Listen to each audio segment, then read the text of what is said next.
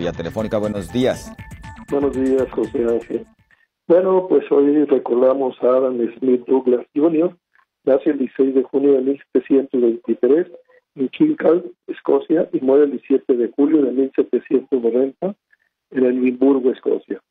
Adam Smith estudió en la Universidad de Glasgow, en donde fue influenciado por la Escuela Histórica Escocesa, con la moral práctica, y que más tarde Adam Smith plasmó esta base moral en sus trabajos editados con el tema de la riqueza de las naciones. Adam Smith ha sido reconocido como uno de los mayores exponentes de la economía clásica. Adam se basa en el sentido común, y es que el fundamento de la acción moral no se basa en normas ni en ideas nacionales, sino en sentimientos universales de los hombres.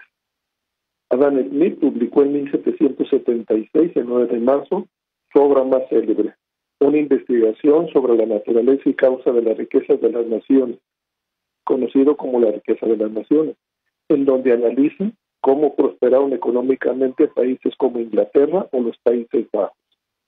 En dicho documento estructura teorías económicas, como división del trabajo, la moneda, el mercado, los salarios, los beneficios, entre otras. Adam Smith relaciona el valor del trabajo y de la moneda. Todos tenemos que intercambiar nuestro trabajo por moneda, la cual tiene el valor para intercambiarla por bienes y servicios, en donde el significado del valor, el uso o utilidad del valor del cambio. Hoy el trabajo nos determina un salario que nos define un poder de intercambio, ya sea para comida, ropa, hospedaje, servicios, entre otros elementos de la vida diaria. El valor de nuestros ingresos por el producto del trabajo nos puede situar entre ricos o pobres, según la cantidad de calidad de bien. Sabemos que en nuestro país la gran mayoría es pobre. Por tal motivo, no pueden o podrán tener bienes, ya que su trabajo no está reflejado en bastantes casos como el valor de sus ingresos. Y así se presentan diferentes clases sociales en un país. Las políticas públicas pueden ser detonantes para tratar de estabilizar los contrastes de clases sociales, ya que la economía y sus leyes de un país tendrán que regular y establecer la formación de los precios, la competencia, el mercado, entre otros factores. Bueno, pero cuando se dice que los precios es natural de un bien, debe ser suficiente para poder rentar de sus servicios básicos. El precio del mercado puede ser más elevado, pero es regulado por la competencia. Según Smith, el precio de un monopolio es en cada ocasión el más alto que se puede conseguir, en donde se puede exprimir a los compradores. En el caso de que hoy vivimos con aumentos de los energéticos, como son la energía eléctrica y las gasolinas, en donde el gobierno federal nos informó que con la reforma energética los precios bajarían, y la realidad es otra. Según el comunicado de prensa 111-216 de la Secretaría de Hacienda y Crédito Público, nos informa que se aumentará el precio de la gasolina magna de 13.97 pesos por litro, y para lo que viene siendo el diésel se aplicará a 14.45 pesos por litro, mientras que la premium se mantiene sin cambios en 14.81 por litro. Y la Secretaría nos informa que esos ajustes se basan en referencias internacionales al interior de una banda de precios del 2015.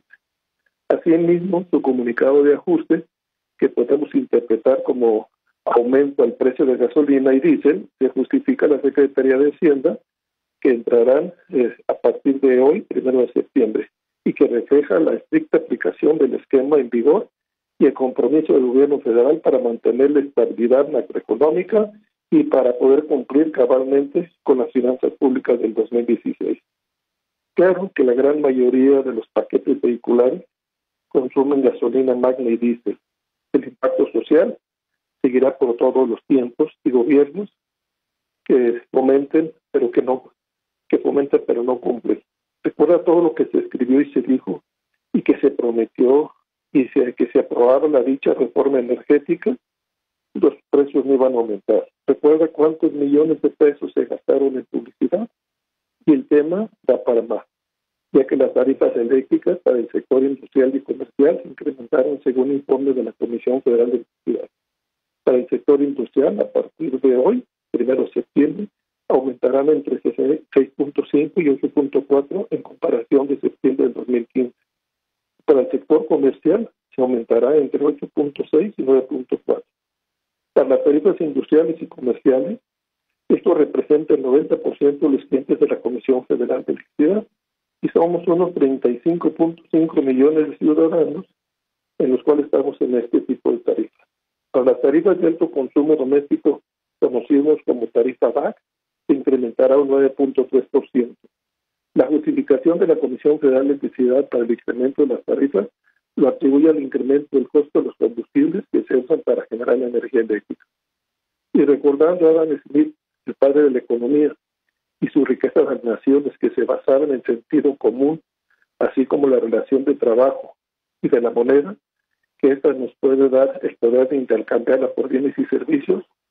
Hoy a los ciudadanos nos cuesta bastante trabajo poder tener un salario digno, en donde los obreros desean ganar al máximo posible y los gobiernos o grupos poderosos tratan de mantenerlos o bajarlos. Hoy la política pública da otro golpe al raquítico valor del dinero. Llámese como se llame, se mintió con lo de la reforma energética y sus beneficios para la gran mayoría. Esperemos el otro golpe, ya que la industria y el comercio transmiten el costo de energía al consumidor. Y hasta aquí mi comentario esta semana. Gracias.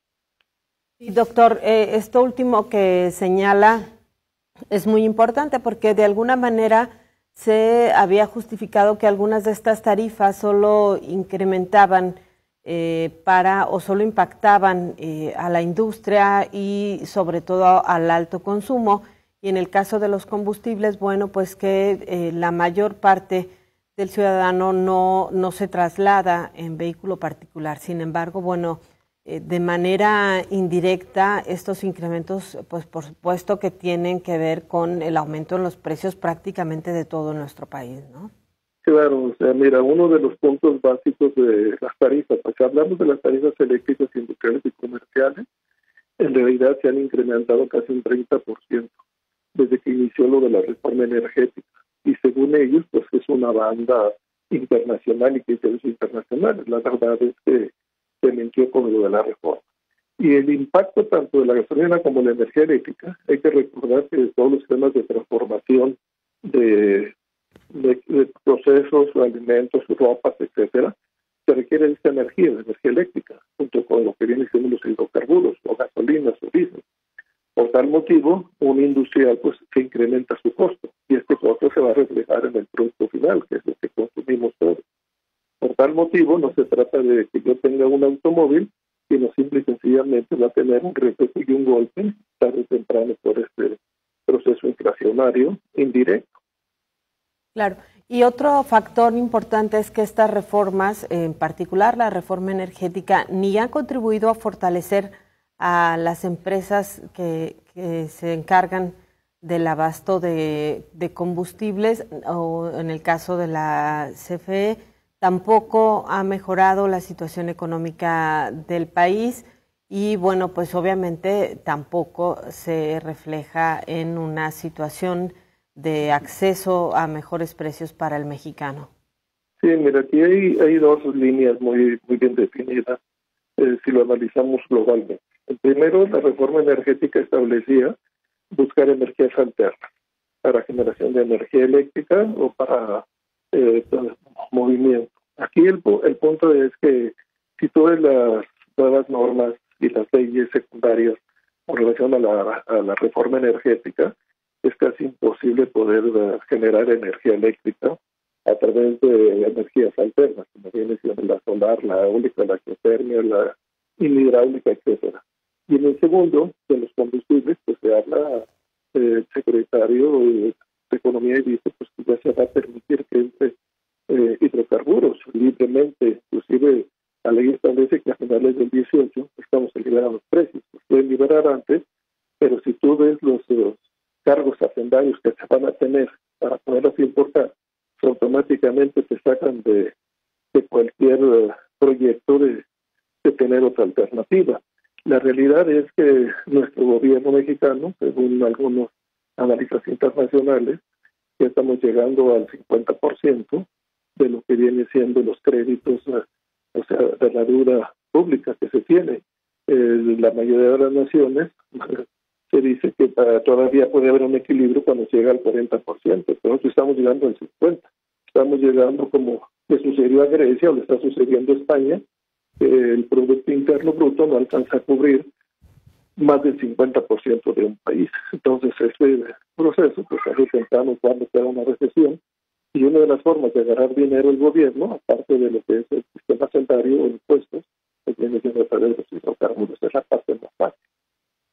Particularmente respecto a la reforma energética, doctor, bueno, hay quienes dicen que los efectos positivos de la misma serán a mediano y largo plazo y que por lo tanto, bueno, en lo inmediato no veremos una repercusión favorable, suponiendo sin conceder. Bueno, entonces aquí lo que falló fue el mensaje, porque el mensaje que se estuvo dando era diferente. Sí, pero también hay que determinar la normatividad para poder acceder a otro tipo de energía. Es decir, si tú quieres ahorita hacer una inversión, pues son inversiones bastante fuertes para tener otro sistema de energía, pues te vas a dar cuenta que te sacan, porque todo lo que genere se va a ir a un mercado spot y el mercado spot lo va a poner el gobierno. Entonces le entregan la energía a comisión y ellos te van a volver a facturar y demás. Entonces tú como industria pues no puedes generar tu propia energía, o como sociedad o ayuntamiento no lo puedes hacer. Estás normado por la Secretaría, o sea, está Hacienda, está la Comisión Reguladora de Energía, está lo que está el SENACE y lo que viene siendo la Comisión Federal. Entonces ya tienes una mayor cantidad de problemas desde el punto de vista financiero y económico para poder desarrollar un proyecto. Claro. Pues como siempre agradecidos, doctor, muy amable. Pues mucho saludarlos y los escuchamos la próxima semana. Gracias.